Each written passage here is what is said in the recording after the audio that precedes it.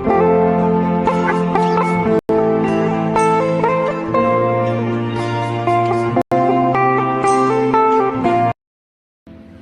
nggak sih lo mikir soal salah satu hal yang lo pelajari di sekolah, terus lo tiba-tiba kayak sadar aja gitu?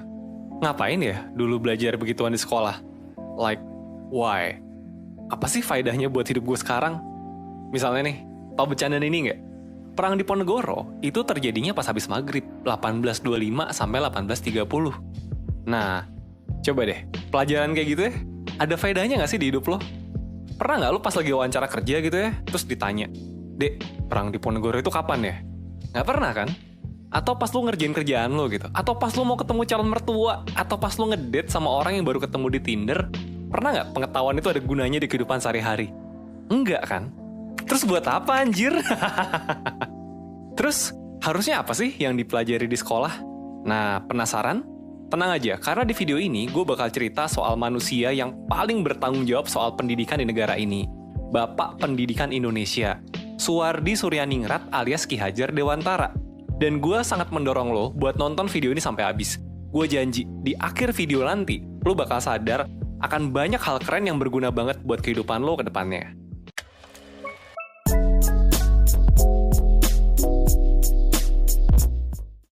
Oke, seperti biasa, sebelum kita masuk ke filosofinya, kita bahas dikit deh soal orangnya.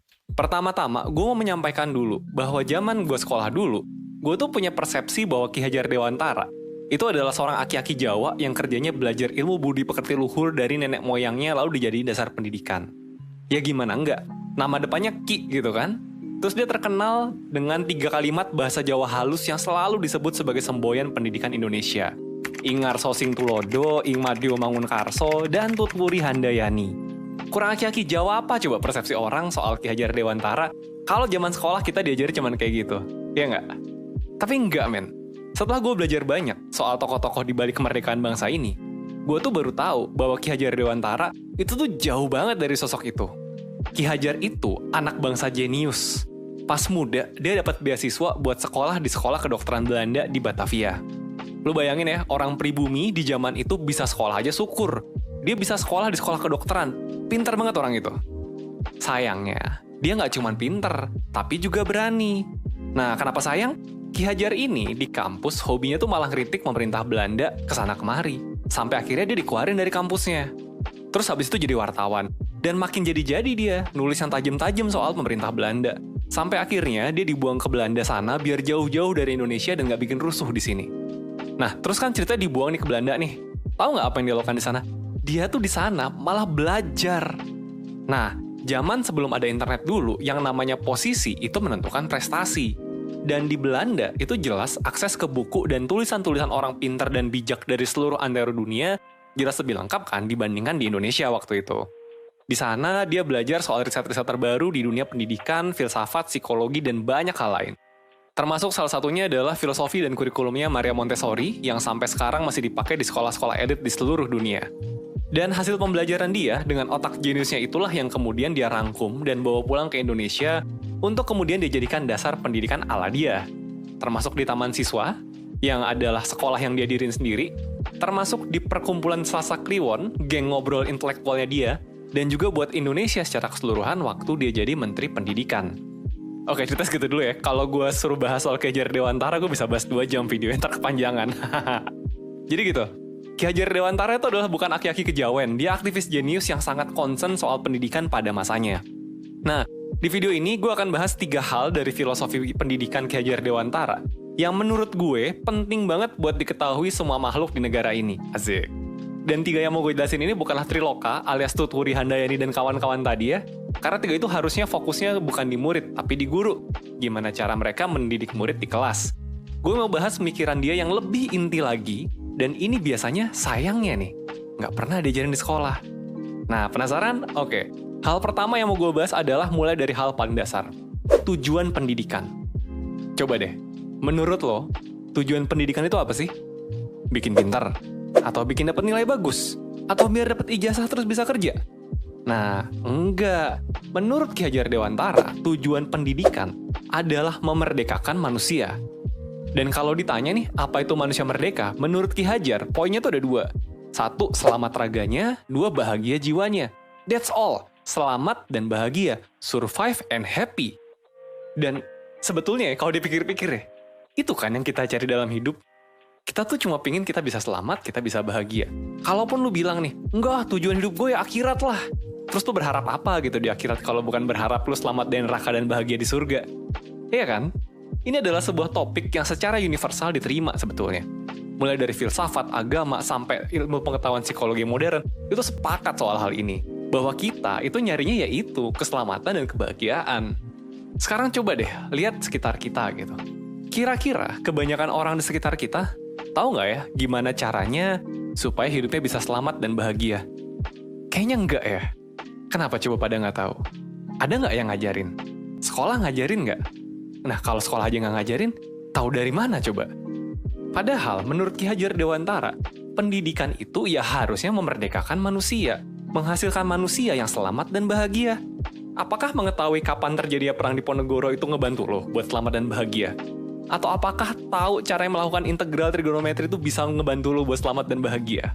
Dan itu adalah alasan utama 1% ada kan? Kita tuh pengen bantuin orang Indonesia buat bisa hidup seutuhnya. Dengan cara apa? Ya dengan cara mengajarkan hal-hal penting yang tidak diajarin di sekolah. Terutama ya ini nih, gimana caranya orang bisa selamat dan bahagia. Nah, kita lanjut dulu ya ke poin berikutnya ya. Poin kedua, Ki Hajar percaya bahwa pendidikan tuh punya 3 peran penting. Yang pertama, memajukan dan menjaga diri.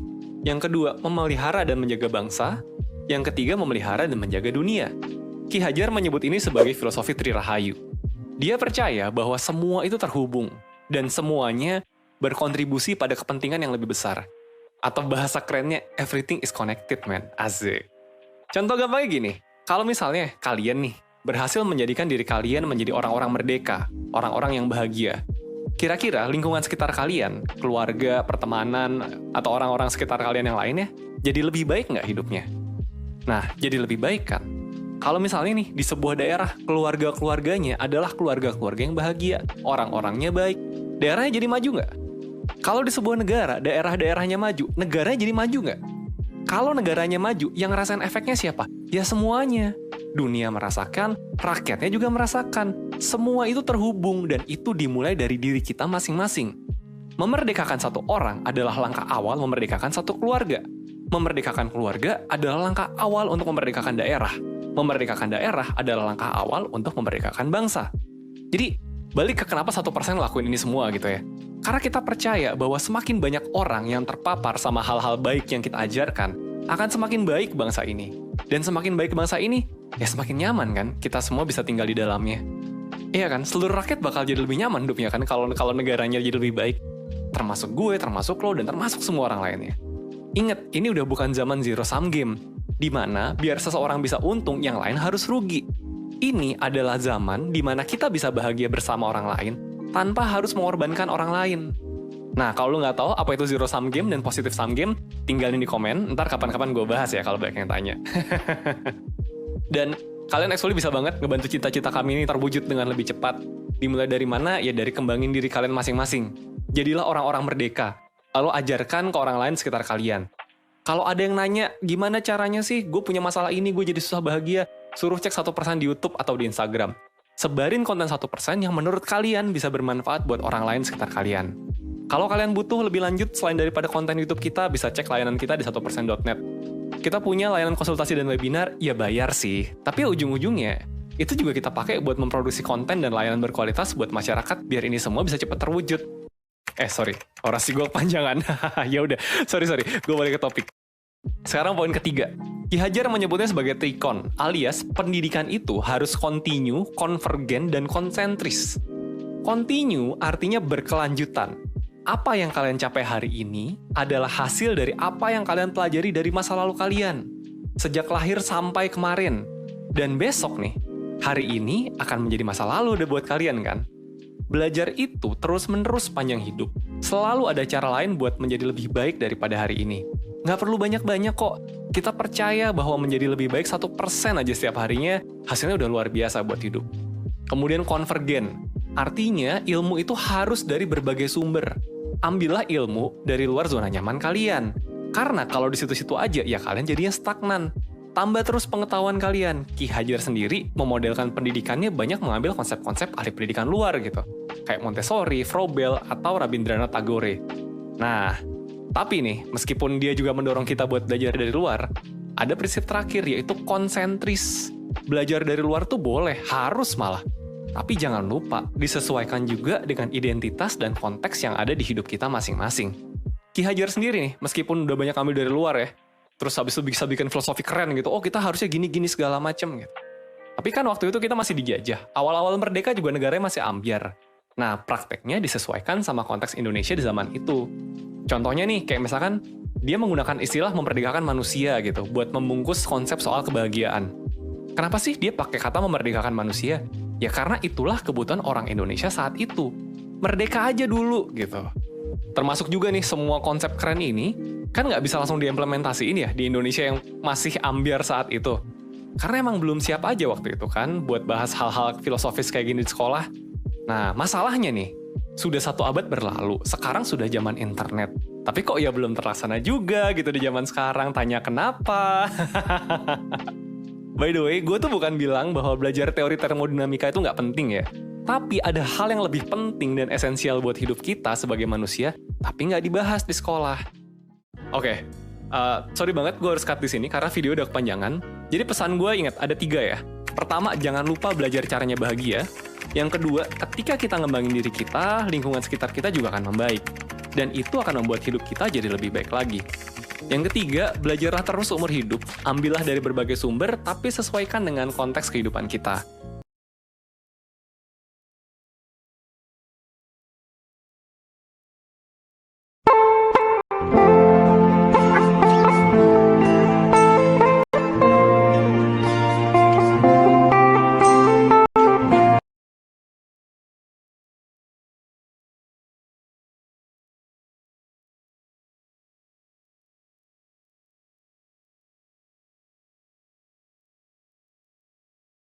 Fokus kepada siswa dan guru.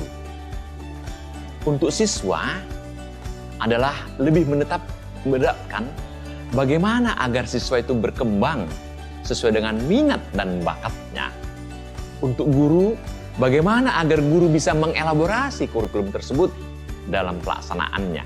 Mudah-mudahan nanti akan ada kurikulum yang benar-benar praktis ya, praktis dari segi pembelajaran maupun penilaiannya.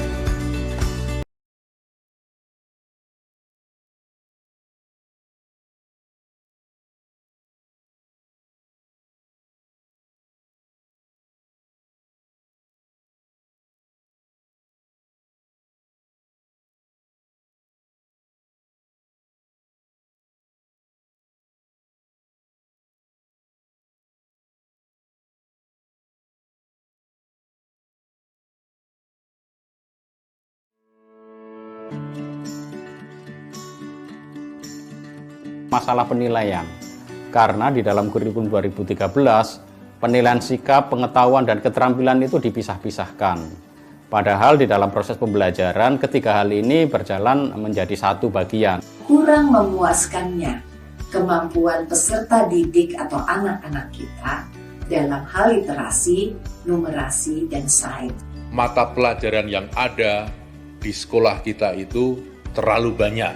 Dan yang juga memberatkan, materi atau kompetensi dasar yang ada di dalamnya itu terlalu padat sehingga sama sekali tidak menjawab hal-hal esensial yang sebenarnya diperlukan oleh siswa kita. Banyak sekolah atau lembaga pendidikan yang tetap menerapkan kegiatan belajar mengajar konvensional. Padahal kurikulum 2013 menghendaki adanya metode dan konsep belajar baru yang inovatif seiring dengan berkembangnya zaman. Kurang menekankan kepada kemampuan literasi abad ke-21 yaitu computational thinking dan problem solving. Setiap mata pelajaran itu masih sendiri-sendiri, belum terintegrasi menjadi sebuah konten yang memunculkan jati diri secara lokal dan sekaligus kebinekaan. Walaupun di sana disebutkan bahwa K13 itu bebas untuk sekolah melakukan. Nah, namun kebebasan ini diikat tampaknya. Akhirnya guru kerepotan. Bebannya jadi akhirnya jatuh pada administrasi. Bagaimana membuat laporan yang seperti dikehendaki dokumen, walaupun di prakteknya dia tidak melakukan.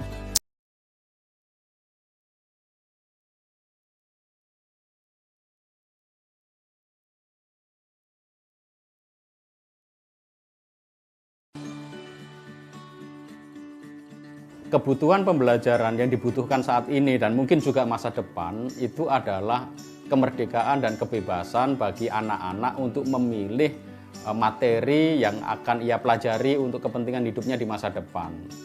Materi pembelajaran ini harus disederhanakan dan paling tidak harus dibuat basic yang paling fundamental itu yang harus dikuasai, lalu yang berikutnya adalah pengembangan-pengembangan. Dan itu seharusnya berjenjang mulai dari tingkat dasar, menengah sampai tinggi. Setiap guru dan setiap siswa itu selalu merefleksikan apa yang sudah dia pelajari, sehingga pembelajaran bisa bermakna, kemudian berpusat pada siswa, potensinya, kreativitasnya bisa tergali dengan adanya Merdeka Belajar ini.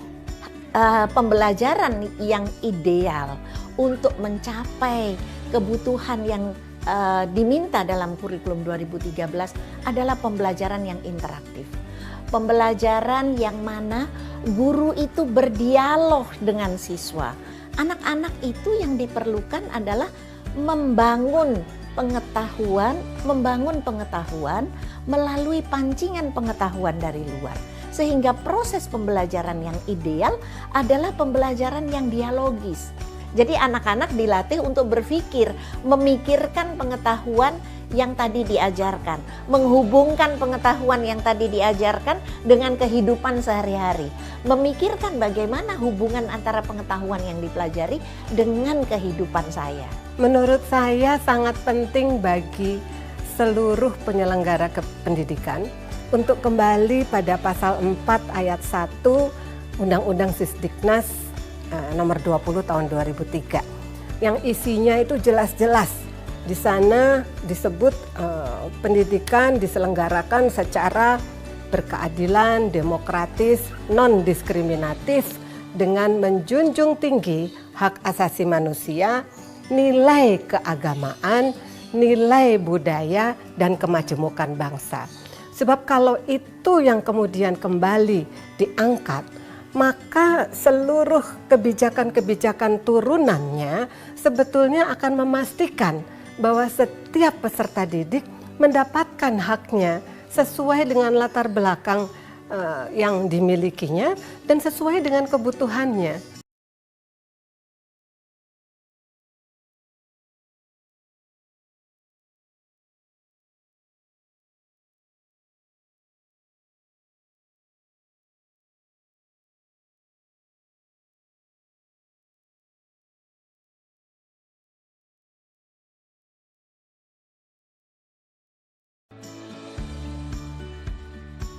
Harapan saya kurikulum ini mungkin bisa dikatakan lebih terindividualisasi, lebih terpersonalisasi, sehingga struktur di dalam kurikulum, metode pembelajarannya perlu memberikan ruang bagi peserta didik untuk memilih atau mengembangkan tema-tema tertentu yang akan mereka gunakan di dalam membangun masa depannya.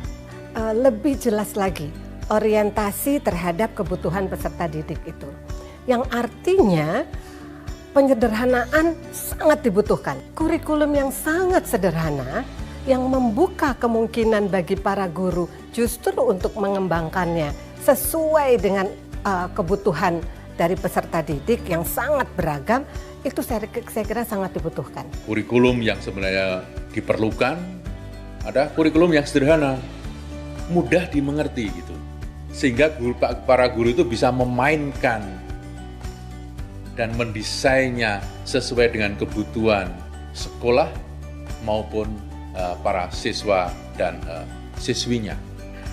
Untuk perbaikan kurikulum, saya berharap agar aspek-aspek yang terkait dengan pengembangan karakter dan keterampilan hidup itu lebih ditingkatkan.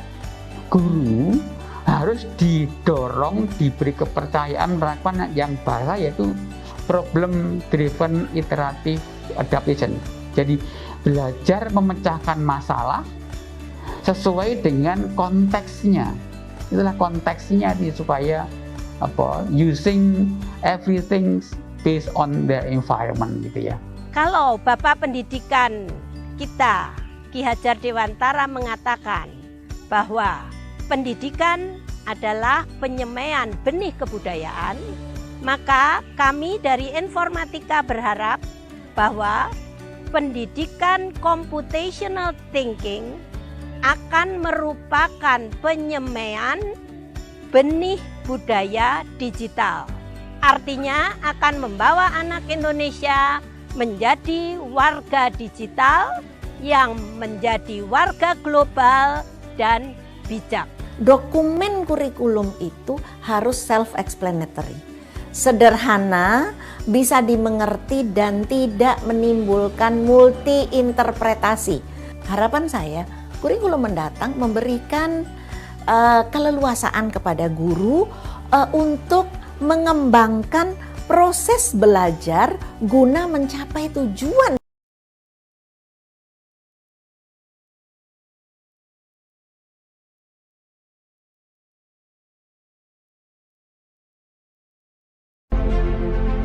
Video ini akan menggambarkan tentang pendidikan zaman kolonial, sekaligus menjadi pengantar bagi Anda untuk berefleksi kembali perjalanan pendidikan Indonesia dari zaman kolonial hingga saat ini.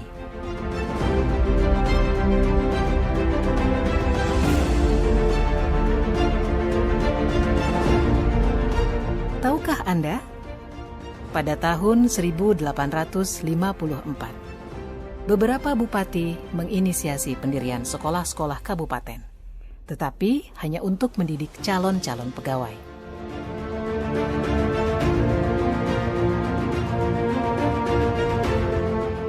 Kemudian tahun yang sama, lahirlah sekolah-sekolah Bumi Putra yang hanya mempunyai 3 kelas. Rakyat hanya diberikan pengajaran membaca, menulis, dan berhitung seperlunya, dan hanya mendidik orang-orang pembantu dalam mendukung usaha dagang mereka.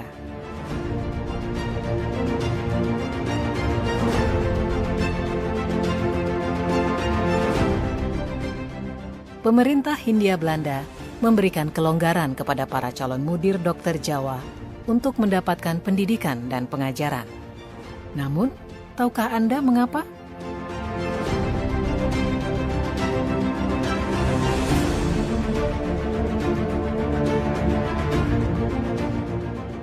Pada tahun 1920, lahirlah cita-cita baru yang mengimpikan perubahan radikal dalam pendidikan dan pengajaran.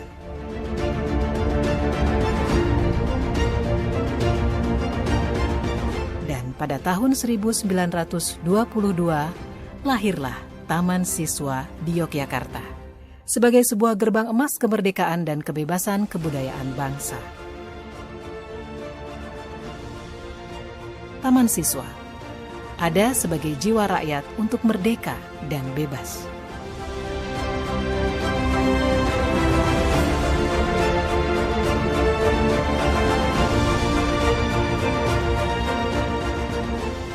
Lalu, apakah kita sudah merdeka?